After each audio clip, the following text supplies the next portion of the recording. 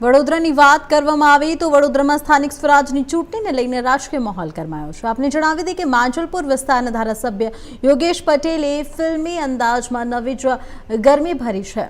તેમણે ward number 17, 18 અને 19માં Bhajap panel ભવ્ય જીતશે એવો દાવો કર્યો।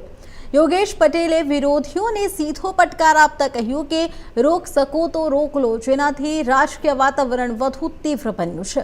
વિકાસ મુદ્દે લાગેલા આરોપને જવાબ આપતા તેમણે સ્પષ્ટ કર્યું કે પોતાના કાર્યકાળ દરમિયાન વિકાસના અનેક કામો કર્યા છે।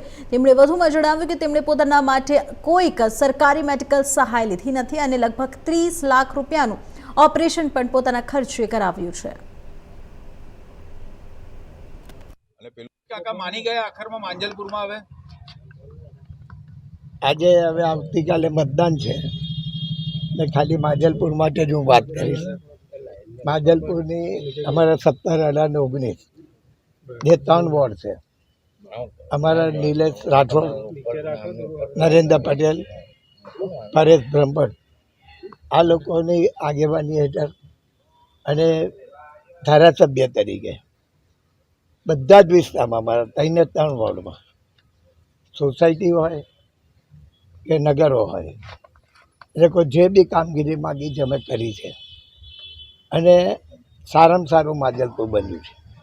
હજુ માંજલપુરને સારું બનાવવા માટે મારા પ્રયત્ન છે અને ખાલી એટલું કહેવા માગું છું કે આવતીકાલે ઇલેક્શન છે, રોક શકો તો રોક લો। અમારી 12 સીટ આવે છે અને ભારતીય જનતા પાર્ટી ઉપર માંજલપુરના મતદારોને વિશ્વાસ છે, એટલે હું કહું છું રોક શકે તો રોક લો। કોંગ્રેસ વાળાને જે કરવું એ કરે, અમારી સીટો નક્કી છે।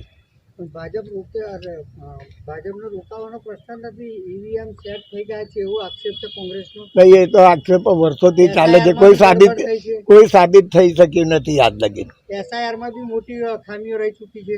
એ તો જ્યારે એસઆઈઆર આવ્યું ત્યાર પછી લગભગ ઘણી વખત એ કામ ચાલ્યું, તો કોંગ્રેસે બી અમારે જોઈ લેવું હતું ને, કોંગ્રેસે કેમ ના જોયું? સત્તાની સામે વિપક્ષ શું કરી શકશે? હે, સત્તા પક્ષની સામે વિપક્ષની કોઈ તાકાત જ નથી કે રોકી શકે। એવું નહીં, કેમ રોકી ના શકે? કોઈ બી માણસ રોકી શકે, આ તો ઓપન હતું। કાકા ખર્ચને લઈને શું બાબત છે? કારણ છે કે બધા કહી રહ્યા છે કે કોઈ કહે છે પૈસા નથી, કોઈ કહે છે પૈસા છે। આ ખર્ચ તો દરેક જે ઓફિસો છે એ ખર્ચ કલેક્ટર કચેરીમાં દેખાડશે। માંજલપુર વિધાનસભામાં વિકાસને લઈને મત મળશે કે પછી ભાજપને લઈને મળશે? ના, વિકાસ તો અમારો થયો જ છે। અને જો આ વખતે જે ચૂંટણીઓ આવી છે, ખાસ કરીને જે જગ્યાએ બૂમો પડી છે, પણ અમારા વિસ્તારમાં અમે છાતી ઠોકીને કહીએ છીએ અમે કામ કરાયું છે, કામ કર્યું છે ને જ્યારે અમે ખાતમુહૂર્ત કર્યું છે અમે ખાસ કીધું છે કે આ કામગીરી તમારે જોવાની, જઈની હોય સોસાયટીની હોય કે નગરોની, ને કામ ખોટું કરે કોઈ બી કોન્ટ્રાક્ટર તો મને ફોન કરો, એ કામ રોકી લો ને મને ફોન કરો, અમે આવીને જોઈશું। જો કામ ખોટું હશે એ કામ બંધ કરાવી દઈશું। તમારો વિડીયો વાયરલ થયો છે, તમે જ કીધેલું છે હું પ્રમુખ માટેનો જે કથિત વિડીયો વાયરલ થયો છે ભાઈ, એ વખતની વાત જુદી, એ વાત પતી ગઈ છે, એ વાત પતી ગઈ છે। હવેની વાત કરો। કઈ નહીં કાકા, લોકો વિકાસને મત આપશે કે થયેલા વિવાદને મત આપશે? ના, વિકાસને વોટ આપશે। આપે એવું કહ્યું કે આપનો અમારો વિકાસ થયો છે, તો એટલે ઉમેદવારોનો વિકાસ થયો છે, ધારાસભ્યોનો વિકાસ થયો છે કે પ્રજાનો? ધારાસભ્યનો વિકાસ થયો તો હું તો ઓપન જ છું, જે બી હોય તો શોધી લાવ।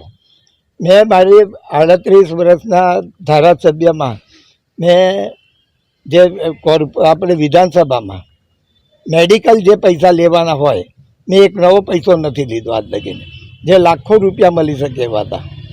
મારે જ્યારે ઓપરેશન હાર્ટનું થયું બોમ્બે, ત્યારે મારું 30 લાખ રૂપિયાનું બિલ હતું, બિલો બી છે હાજર, પણ મેં સરકાર પાસેથી એક નવો પૈસો નથી લીધો।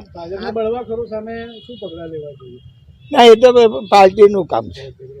આપે દાવો કર્યો, તમારે કહેવા પ્રમાણે તમે પ્રમાણિક છો, પણ બાકીના જે ઉમેદવારોને જે પૂર્વ થઈ ગયા છે કાઉન્સિલરો, એ લોકોનો વિકાસ થયો છે એનું શું? ના, એ પાર્ટીએ કરજો।